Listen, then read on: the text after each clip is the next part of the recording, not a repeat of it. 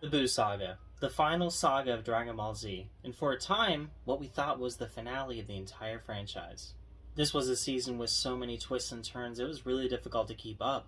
Seriously, this was a goofy time for the Dragon Ball franchise, and today, we're entering into that saga.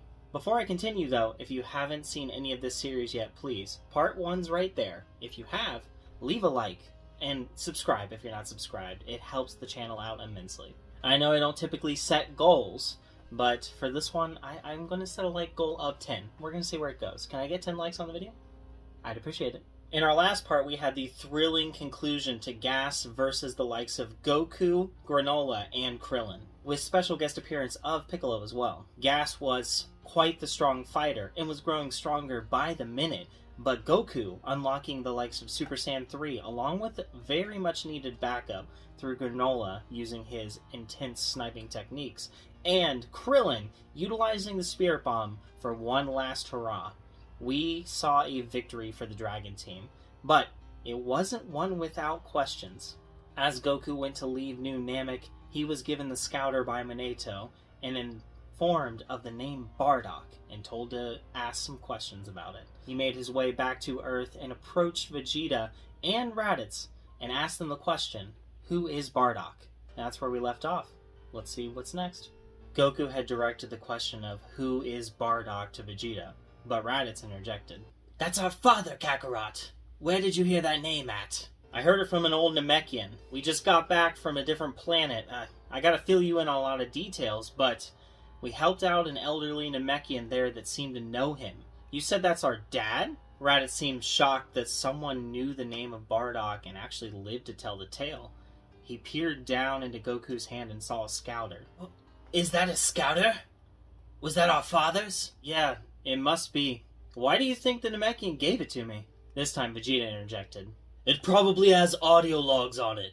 Perhaps the final words that came from your own father before he returned to planet Vegeta and faced its destruction.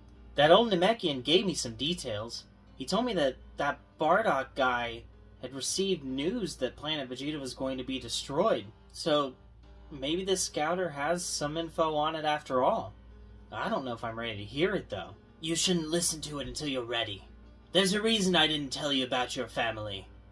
I didn't want it to change you. As I got to know you, Kakarot, I realized that you were one of the most commendable Saiyans I could have ever known.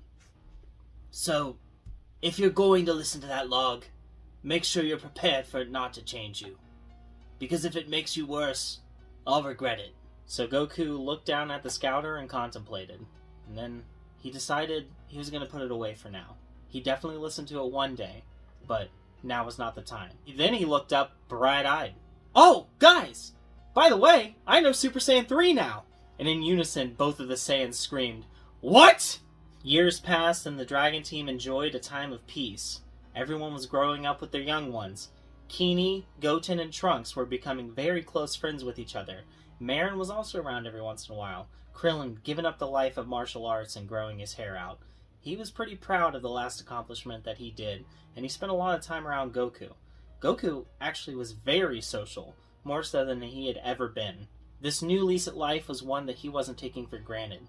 They all knew that the likes of Golden Cooler and even Gas were still out there somewhere, and they know the location of Earth. Any day, either one of them could show up and try to wreak havoc once more, so they had to be ready.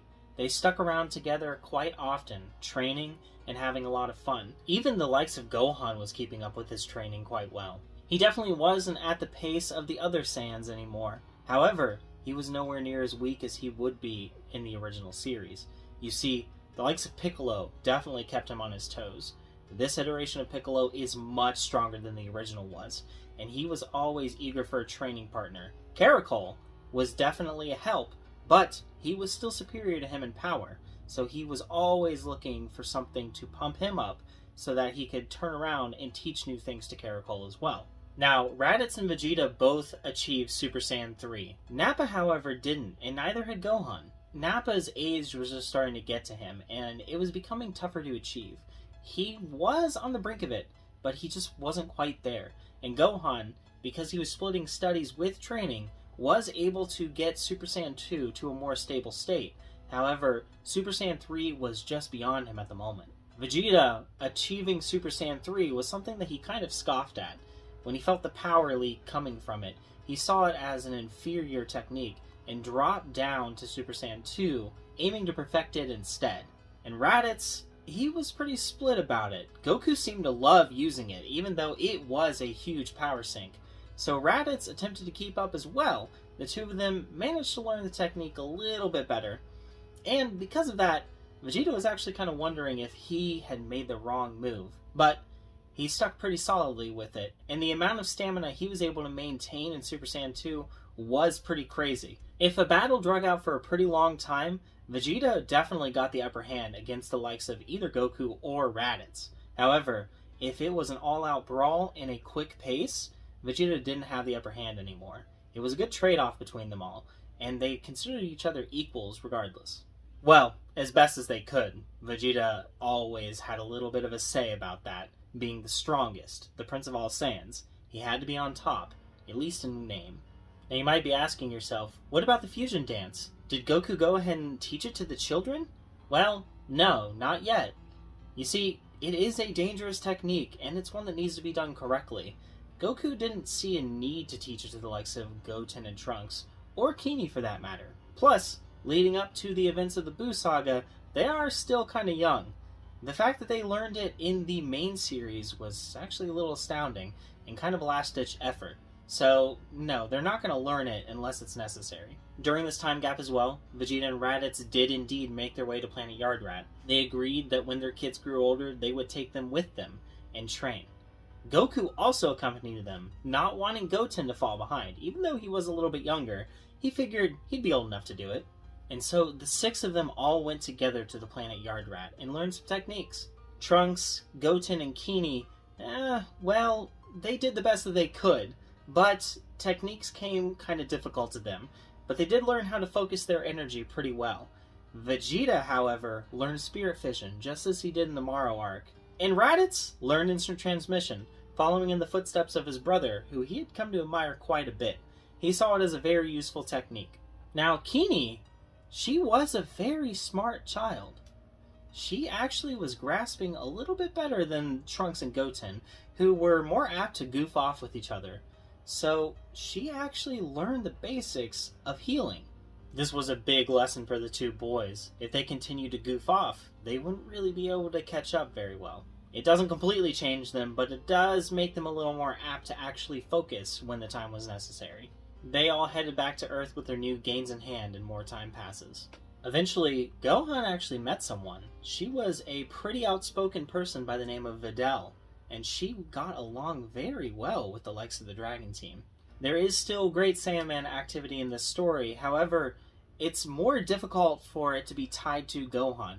You see, in this story, the Cell games don't occur as they do in the original series. They're not an advertised event, more of an enclosed thing, so the threat of Cell wasn't known to most of the Earth. Because of this, Hercule never made an appearance, the Golden Warrior event was never really a thing, and so, although Hercule is the World Martial Arts Champ, he's not quite as influential as he is.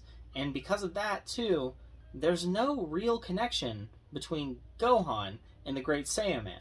That being said, Videl's no idiot, and she does piece two and two together. So from this point up until the martial arts tournament, events kind of carry on as they do in the original. And pretty much the entire Dragon Team signs up for the event. Spopovich and Yamu are not present on this roster. However, there is a name that they recognize. They had felt his power around the planet, but he was laying pretty low. And, at this point in the story, he wasn't really relevant anymore. It was Recoome. That's right, everybody. Recoome didn't die in this story. You see, back during the Namek saga, he was knocked out by Goku and Vegeta was not present. Therefore, he wasn't killed. And when everybody on the planet Namek was teleported to Earth except for Goku and Gohan, Recoome was included in that. And in his awestruckness of the events that occurred, and the fact that the entire Ginyu Force was no longer around, he had no idea what to do. So he did his best to blend in as an Earthling and just live a life. And yeah, the Dragon Team felt him around, and they definitely kept an eye on him. That being said, by the end of the Namek saga, anyone on the team could beat him. He was quite literally a nothing to them. So, they let him be. The matches carry on as they do in the original series, up until the fight against Videl. Of course, Raccoon goes into the ring against her, but as he steps into it, they all become a little unsettled. This doesn't look like the Raccoon that they knew.